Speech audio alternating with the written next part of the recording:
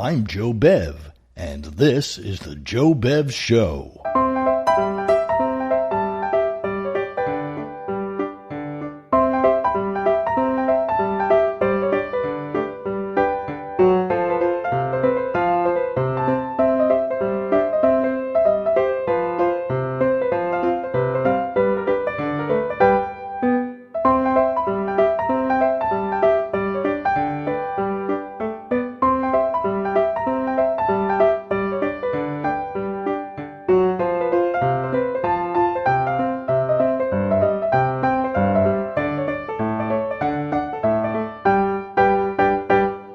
This time on the Joe Bev Show, Uncle Dunkle, the Cat and the Monkey, the Enchanted Tape Recorder, the Case of the Cloven Mathematician, and Brute Ballingham Chapter 12. That Monkey Has No Tail. Coming up on the Joe Bev Show.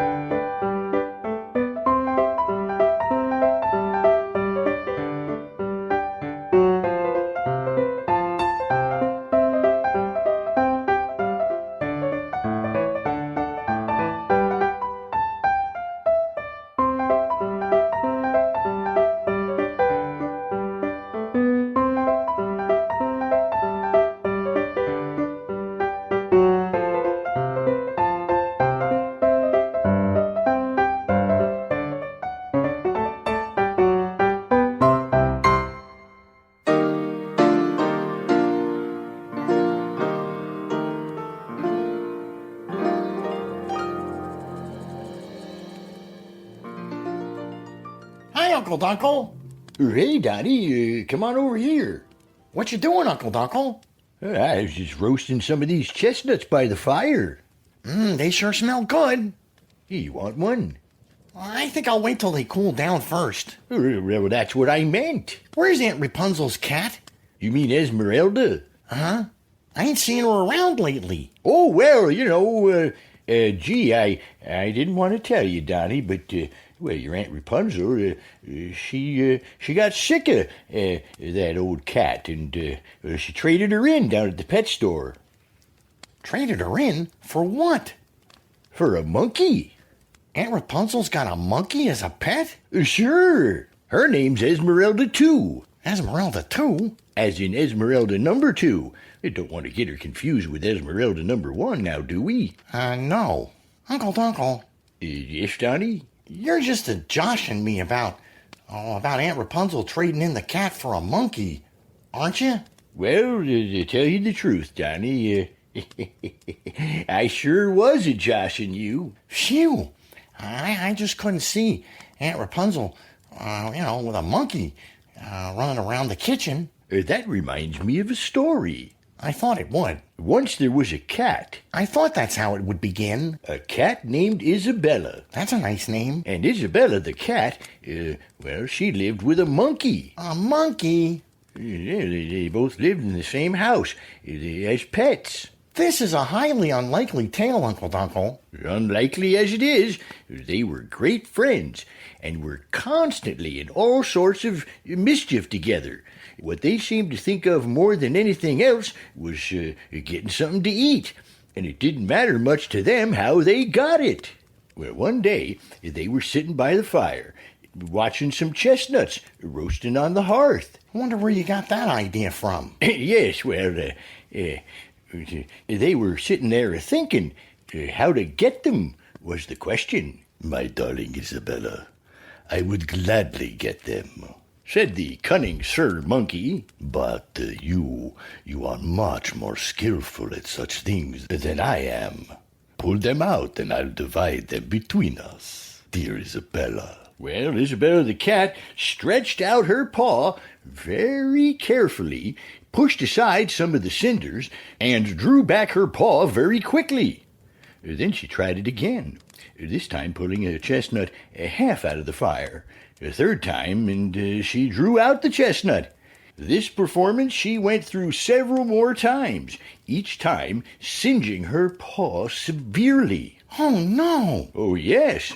As fast as she could pull the chestnuts out of the fire, well, the Sir Monkey ate 'em up. Dirty monkey. And now your Aunt Rapunzel came in, and those rascals scampered away. Isabella the cat with a burnt paw and no chestnuts. Well, Donnie, from that time on, they say that she contented herself. And I have little to do with Sir Monkey. Well, that's it. How'd you like the story, Donnie? Boy, I sure didn't like that Sir Monkey eating all the chestnuts and poor Isabella the cat getting a burnt paw and no chestnuts and everything. Yeah, that is a sad story. You want a chestnut? They've cooled off enough.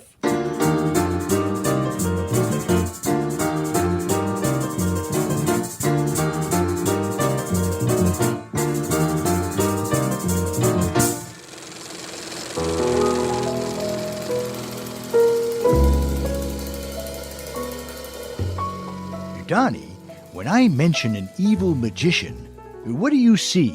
Sort of a thin guy? It could be. What else? Tall, maybe? Good. Wearing a shiny black suit. And you know what the shiniest parts are? The knees and the elbows. Very good. A cape sort of over his shoulders. Red lining. And carrying a brass-headed cane shaped like a cobra's head. Well, I guess you've just about covered it. But there's another thing about evil magicians, Uncle Dunkle. He'd have to have a shiny little black mustache, kind of turned up on the ends, and, like out to a point. Gotta have that. And that's the way you'd picture an evil magician. Mm-hmm. Well, there's lots of stories with magicians in 'em who look just like what you described. You're very observant for your age. I was observant before I even had any age on me. Even in my crib, I didn't miss anything. What you got to be aware of, though, is that, appearances can be deceiving. What you described could be the way a regular nice person looked, too. Eccentric, maybe, but nice. You see, the evil is really in the mind, where there's no clothes or mustaches or canes to make a person suspicious and on the lookout for danger. Now, what is all this leading up to? Yeah, what is all this leading up to? The story I'm going to tell you today. It's called The Enchanted Tape Recorder, and it was owned by a magician. An enchanted tape recorder? But this magician didn't look anything like the one you described. You mean I did all that for nothing? No. Here's a quarter. And what I mean is I was getting you in the mood for the story and the fact that it's going to be about a different type of evil magician. Verbosity is a lot easier when you're retired, isn't it? Yeah, there's more time for it, right? Well, this magician's name was Kazam. Al-A. Kazam. He was short and roly-poly. Mustache? No mustache. He wore large, horn-rimmed glasses and sort of walked around on tippy-toe all the time. Why? Maybe his heels hurt. And he looked from side to side as if he was expecting somebody to jump out at him, and he giggled all the time, even if nothing funny was being said or happening. He took himself very seriously, and he expected people to go out of their way to give him exactly what he wanted. And what if they didn't? Then he'd play one of his tricks on them. He was about 400 years old. Gee! He took very good care of himself, got medical checkups every year, and he didn't look more than 350, and a young 350 at that. I want to hear about his enchanted tape recorder. Sure you do. Yeah, I was going on and on there. Maybe I should have just said he was fat and selfish and let it go at that. Anyway, one day he was tiptoeing down the street, and he looked down and he saw a nickel. He picked it up and headed for Mr. Arbuthnot's store, his intention being to purchase a bar of candy. I am Mr. Arbuthnot. May I help you? Do you always introduce yourself to a customer, first name and all? To new customers, I do. I've never seen you before. It just seemed a common courtesy. My name is Kazam. Kazam? Al-A Kazam. I'm a musician. I mean, a magician. I always get those two mixed up. I travel all over, buzzing around to different places, lighting hither and yon. I am a mercantile person. I operate an establishment for the retail sale of commodities, the buying of which fills my coffers with the monies of the multitudes. If I take your meaning, you mean? I mean, do you want to buy something? No beating about the bush there. I'm very busy. Do you want something? I'm the only one in your store. Establishment. Whatever. I'm ready to close. I'm expecting out-of-town guests at home, and you've tried my patience. Try mine sometime. You'll like it. You have won me over with your charm. I'll take one of those candy bars in the case there. That one. That'll be 10 cents. And hurry it up, I'm closing. 10 cents? 10 cents. Do you want the bar or not? I only have a nickel. Unfortunate. The candy bar costs 10 cents. I only have a nickel. Look, I'll only eat 5 cents worth of the bar. Good day, sir. Let me have the candy bar. I want people to go out of their way to give me what I want. I'll stay right here, and I won't give you what you want. No candy bar. Out! Out! So the magician, put his tape recorder down on the candy counter. He waved his hand over it magically and... Ta-ta! I'm leaving this tape recorder. I hope you have lots of luck. All bad.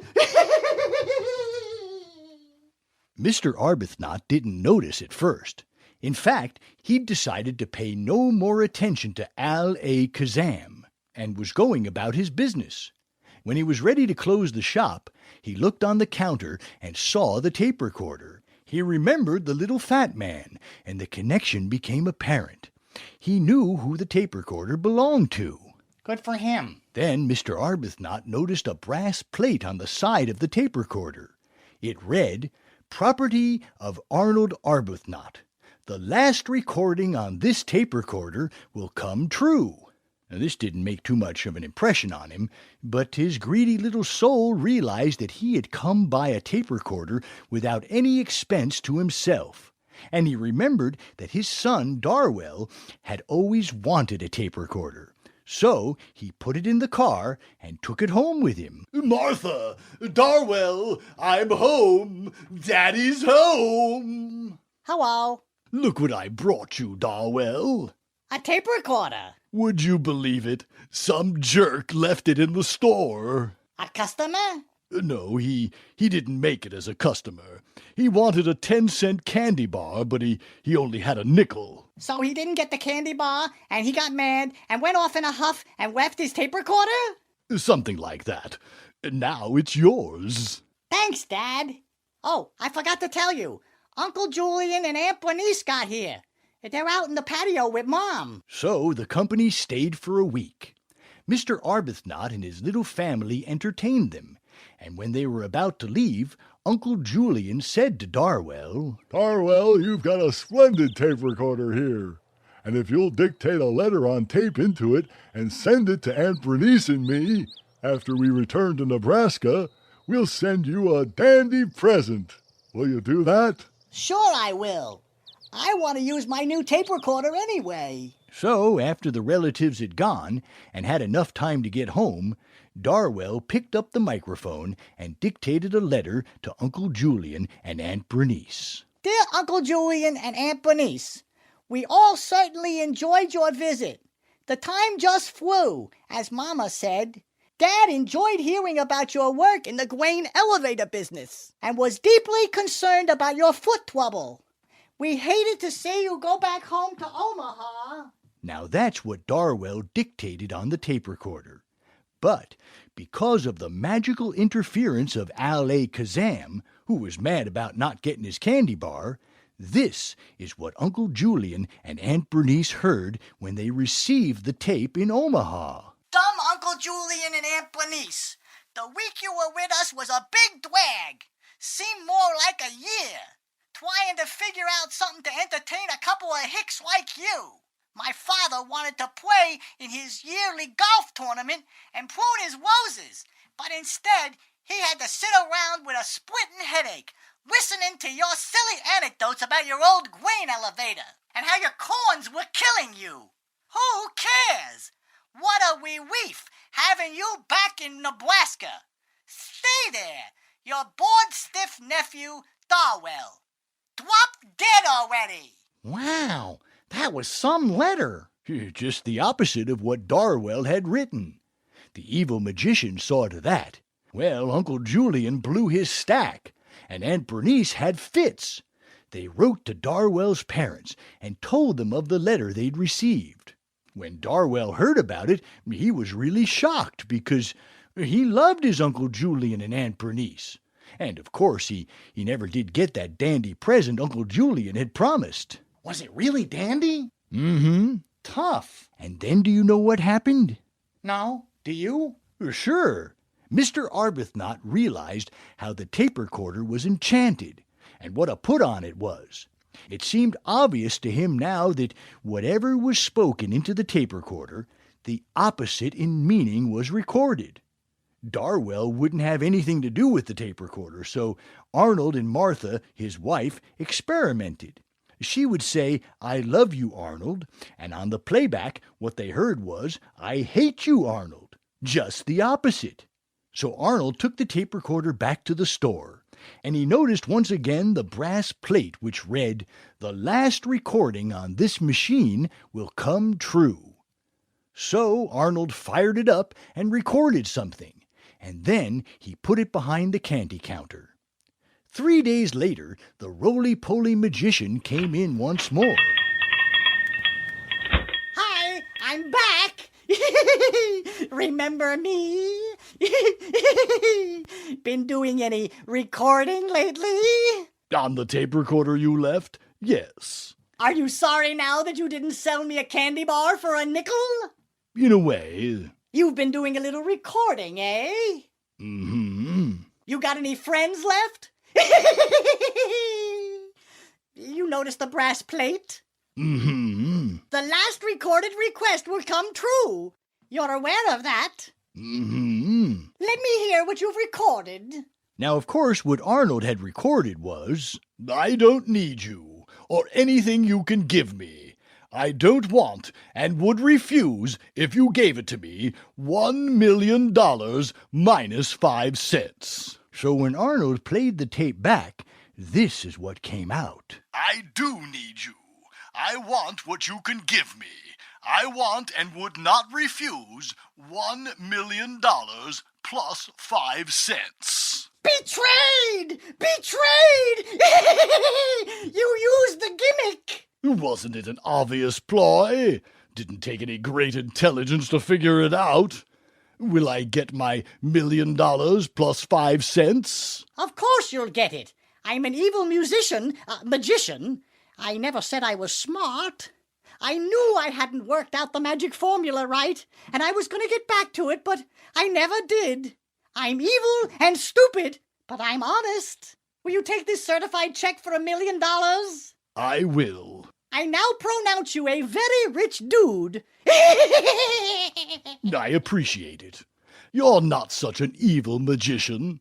At least I don't think so. But you do think I'm stupid. Oh, sure, I think you're stupid. I'm glad you're stupid. Well, I guess that takes care of things. Why are you just standing there? Would you add your 5 cents to my 5 cents and let me have that 10-cent candy bar? Why not? So, Al-Kazam got his candy bar, and Arnold got $1 million. Why are you crinkling up your forehead? Well, I was just thinking, if Arnold Arbuthnot had given Al-Kazam the candy bar for 5 cents in the beginning, well, none of this would have happened. I'll tell you that story next time. It just won't take as long.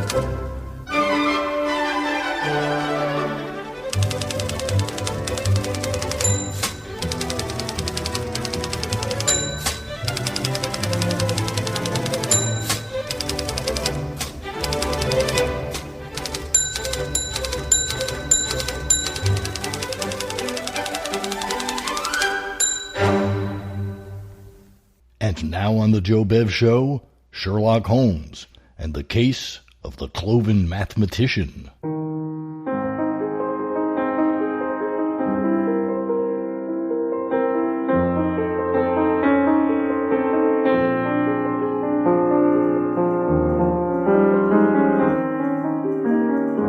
It was near the end of the last century. Holmes and I were in our rooms at Mrs. Hudson's 221B Baker Street.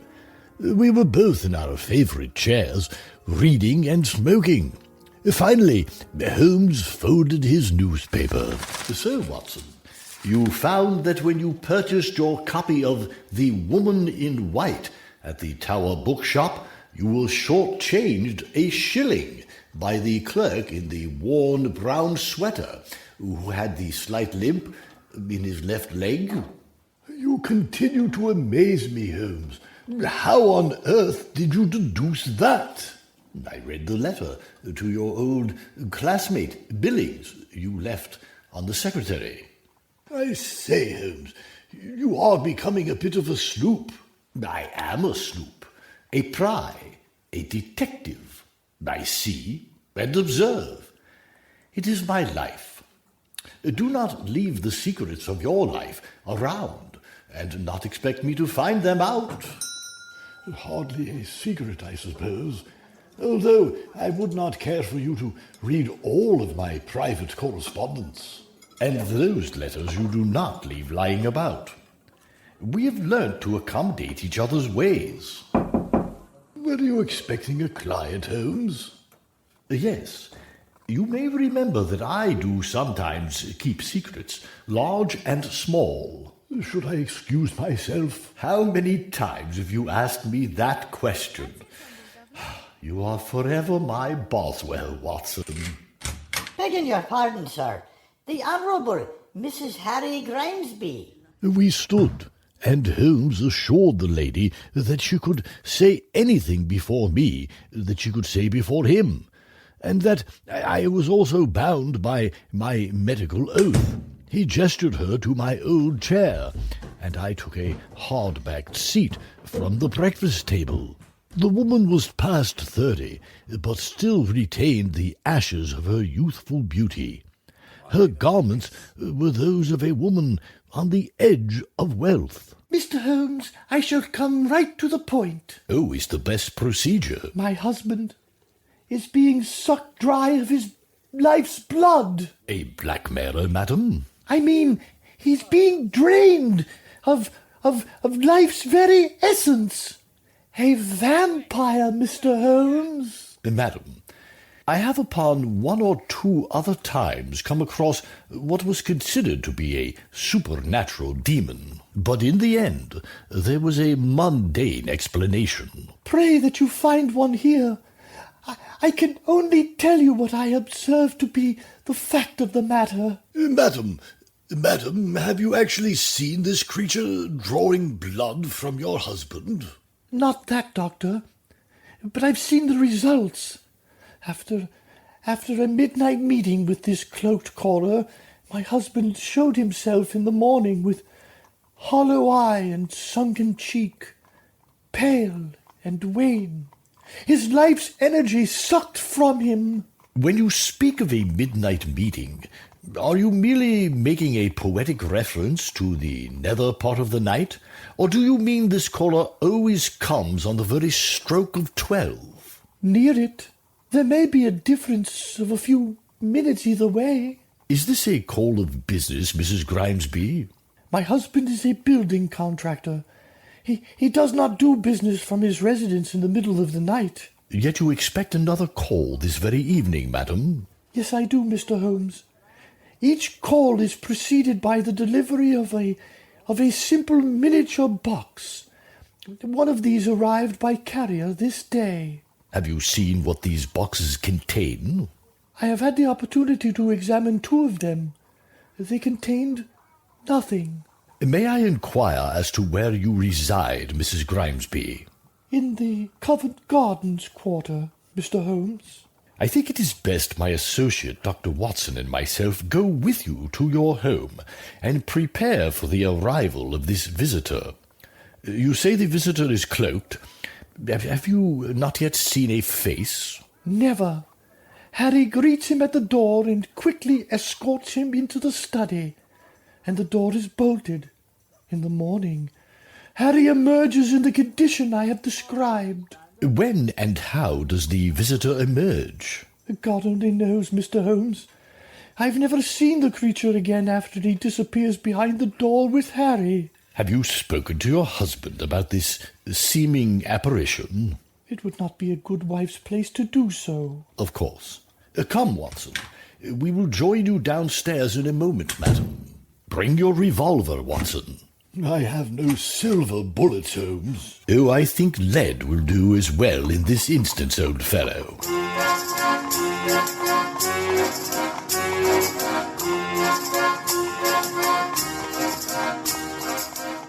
Soon we found ourselves secure in the clothes closet of Grimesby Manor, which was nigh unto being fit for a gentleman.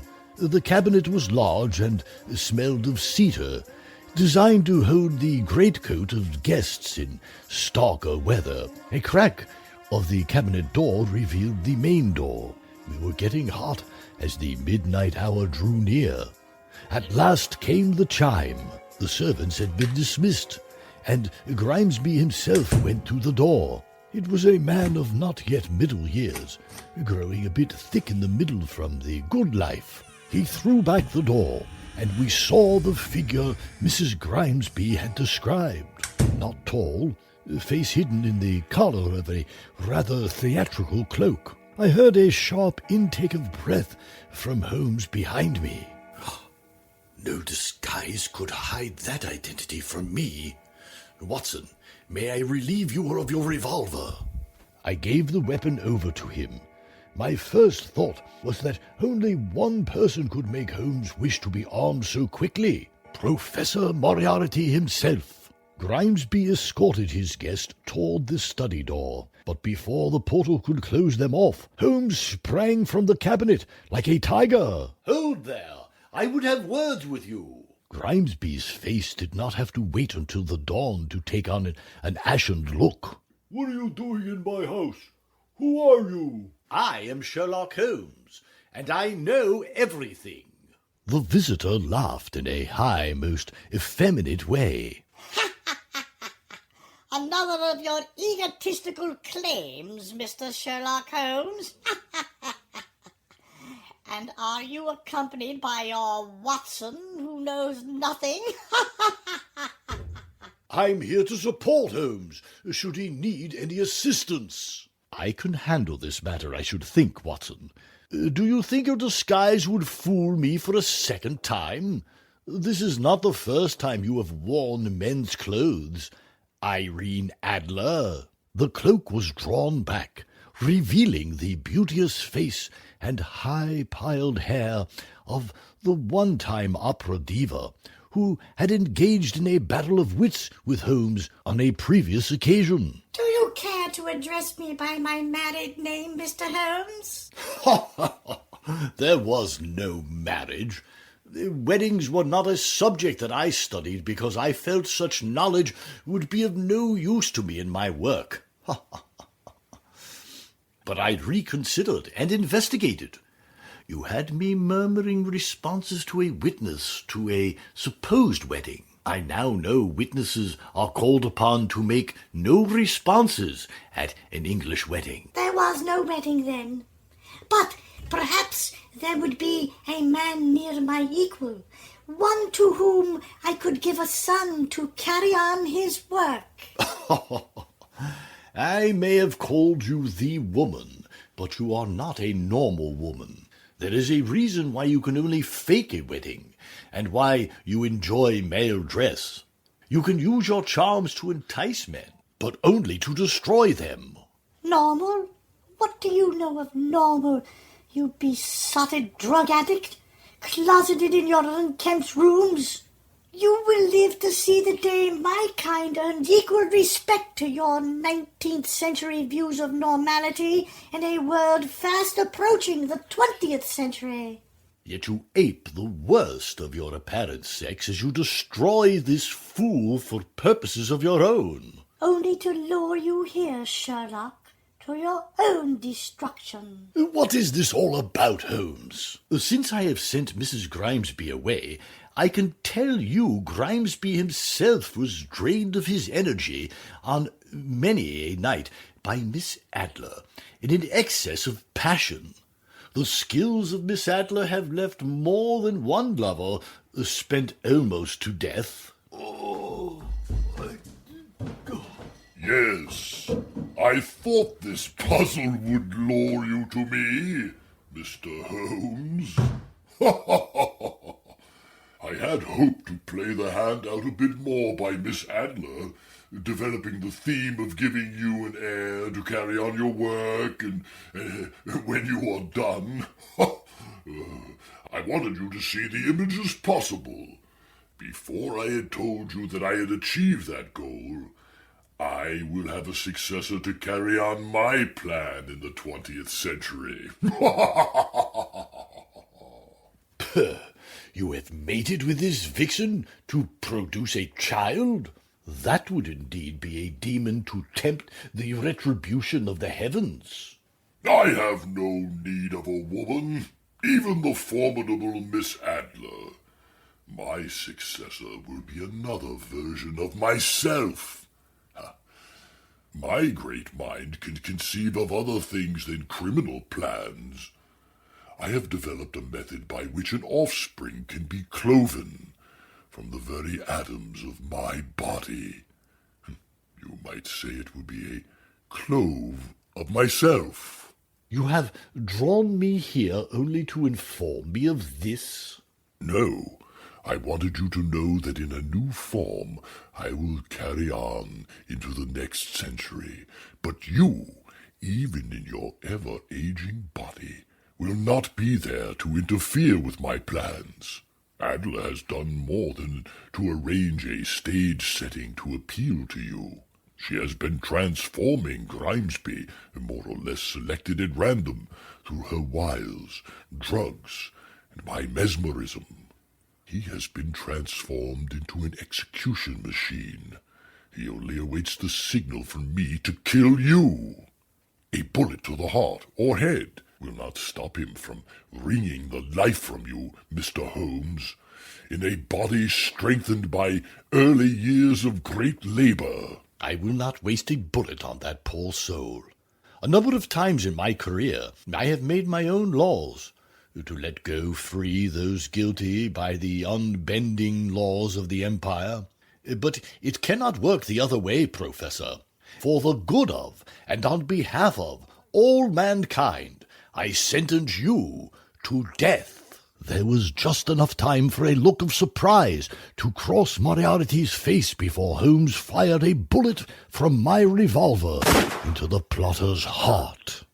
I'll admit it is not as picturesque as Holmes carrying off Professor Moriarty off Switzerland's Reichenbach Falls, but just as final. Miss Adler escaped in the confusion, and poor Grimesby was delivered to the madhouse. As for Scotland Yard, the professor was about to kill Holmes with a hidden weapon when the great sleuth fired. It was ruled justifiable homicide. Watson, Watson, Watson. Why, Holmes, you've been listening. Having just completed reading your latest manuscript myself, I must say you are forever creating melodrama, my dear Watson. You know very well I only fired a warning shot at Moriarty as he made his escape. His dupe, Grimesby, was far too spent to be of any danger. Yes, I know, Holmes, but I did not want to worry the public that the fiend was still out there plotting his evil. I think we'll have no need to worry about that. You and I are getting to be quite ancient fellows, and the professor was far older than we. He could not still be alive. What of his talk of making an exact duplicate of himself, a Clove? Watson, do you think there was any concept Moriarty could conceive that I could not at least equal him in? If you suppose a new Moriarty, you may as well suppose a new Holmes to combat him, and one conceived without the cooperation of Irene Adler. You did have a weakness for her, Holmes. Wrong. I had an attraction to her, much as I have an attraction to crime.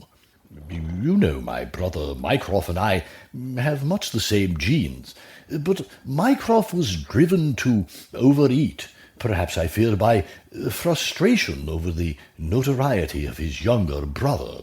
Perhaps a new Holmes might resemble more the ample Mycroft due to the pressures of this modern age.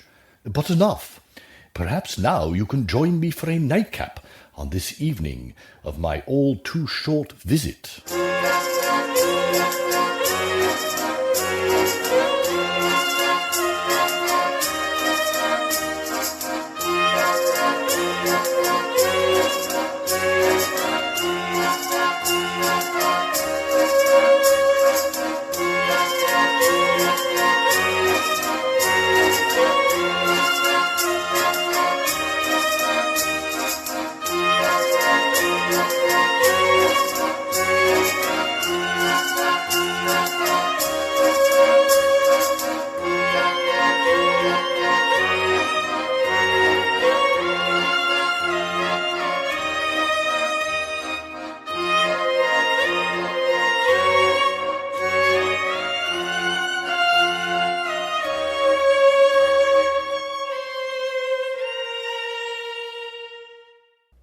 Sherlock Holmes and the Case of the Cloven Mathematician on the Joe Bev Show.